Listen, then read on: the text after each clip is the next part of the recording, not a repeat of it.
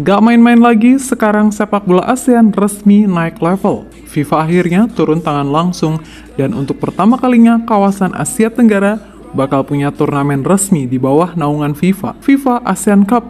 Kalau dulu kita cuma dengar Piala AFF yang sifatnya regional, sekarang situasinya udah beda total. Turnamen ini akan masuk kalender resmi FIFA, di mana setiap pertandingan akan dihitung dalam poin ranking dunia. Artinya nggak ada lagi istilah laga hiburan. Setiap menit, setiap gol akan mempengaruhi posisi Indonesia di ranking FIFA. Dan buat timnas Indonesia, ini kesempatan yang luar biasa besar. Bukan cuma karena bisa memanggil pemain-pemain top dari Eropa, kayak Jesus, Emil Audero, Tom Haye, atau Kelvin Verdong, tapi juga karena dunia mulai ngelihat kalau sepak bola Asia Tenggara, khususnya Indonesia, sekarang udah siap bersaing di level global.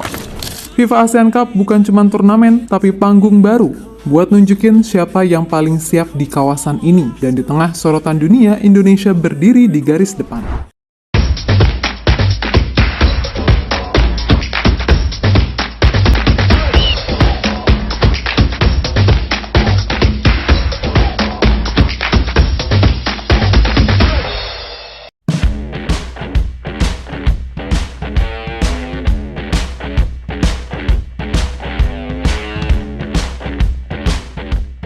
Kalau dulu Piala AFF hanya dianggap sebagai ajang regional, kini panggungnya resmi naik kelas. FIFA ASEAN Cup bakal jadi kompetisi resmi di bawah langsung pengawasan FIFA. Turnamen yang bukan sekedar kebanggaan Asia Tenggara, tapi simbol bahwa kawasan ini sudah dianggap penting di mata dunia. Formatnya pun diprediksi akan mirip dengan FIFA Arab Cup, di mana setiap negara ASEAN akan saling bertemu dengan sistem grup dan babak gugur. Menariknya, kabar yang beredar menyebut turnamen ini berpotensi menggantikan Piala AFF yang sudah berjalan hampir 3 dekade. Tapi bedanya jauh banget. Di ASEAN Cup nanti, bukan cuma 11 negara ASEAN yang ikut, kemungkinan besar akan ada negara tamu dari luar kawasan seperti Jepang, Korea Selatan, Australia, China, hingga India. Tujuannya jelas, menaikkan gengsi turnamen ini agar pemain ASEAN bisa sejajar dengan pemain Asia bahkan Eropa. Dengan statusnya sebagai turnamen resmi FIFA, FIFA ASEAN Cup juga masuk kalender internasional. Artinya, semua pemain diaspora bisa dipanggil. Jesus di Sassuolo, Emil Audero di Cremonese, Verdong di Lille. Semuanya bisa main bareng di satu panggung besar.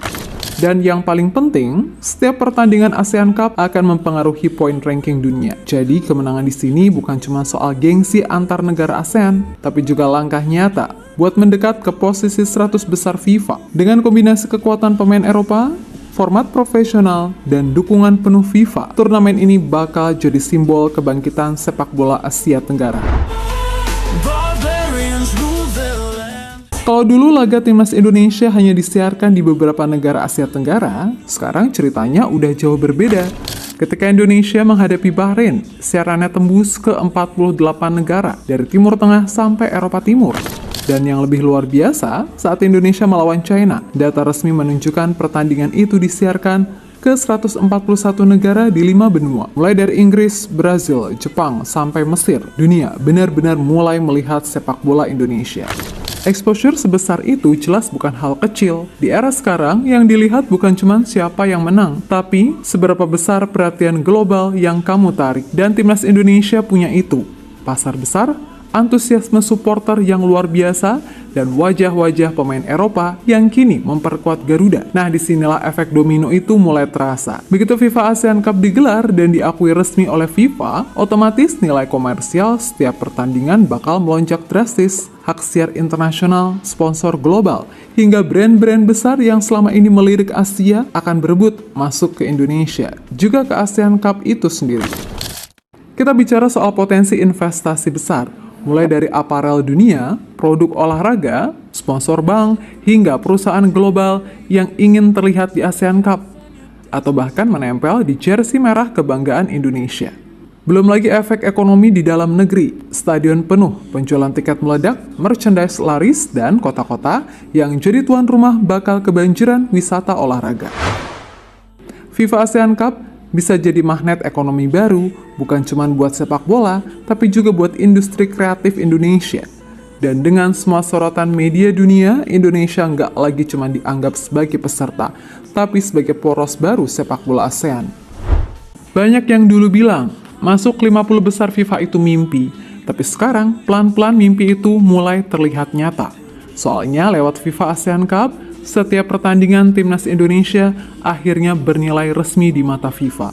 Nggak kayak AFF yang cuma turnamen regional yang nggak punya poin FIFA. Kalau ada pun sangatlah sedikit. Beda dengan yang ini, ASEAN Cup ini bisa jadi jalan cepat buat Indonesia naik peringkat dunia. FIFA pakai sistem ELO rating atau yang mereka sebut SUM formula buat ngitung poin ranking dunia. Nah, dalam sistem ini setiap laga punya importance value yang menentukan seberapa besar poin yang bisa didapat. Untuk turnamen kayak FIFA ASEAN Cup, kemungkinan nilainya bisa 15-25 poin, setara dengan UEFA Nation League di Eropa. Dan kalau nanti turnamen ini dianggap selevel dengan Piala Asia, nilainya bisa naik ke 35-40 poin. Sekarang kita lihat secara realistis, Indonesia saat ini ada di peringkat 122 dunia, sementara Thailand di posisi 96. Kalau di FIFA ASEAN Cup nanti, Indonesia bisa menang lawan Thailand, tim dengan peringkat lebih tinggi. Garuda bisa dapat tambahan plus 9 sampai plus 15 poin ranking FIFA hanya dari satu pertandingan. Bayangin kalau itu berlanjut, menang atas Vietnam, Malaysia, lalu tembus semifinal atau final, dan juara. Ranking Indonesia bisa langsung naik ke sekitar posisi 100 besar dunia.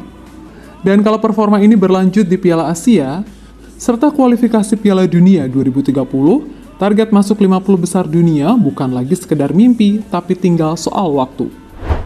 Apalagi sekarang timnas udah punya fondasi kuat, pemain diaspora dari liga top Eropa, dan dukungan penuh dari FIFA yang menaruh perhatian besar ke Asia Tenggara. FIFA ASEAN Cup bakal jadi momentum besar. Bukan cuma soal siapa yang juara, tapi siapa yang berhasil naik kelas ke panggung dunia.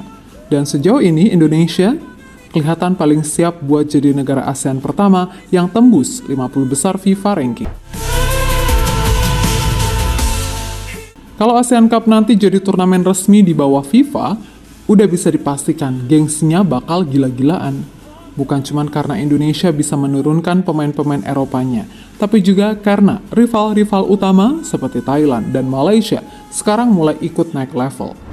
Kalau semuanya berjalan mulus, ranking FIFA naik, sponsor dan investor dunia datang, kompetisi domestik ikut terdorong, dan pada akhirnya sepak bola Indonesia benar-benar naik level.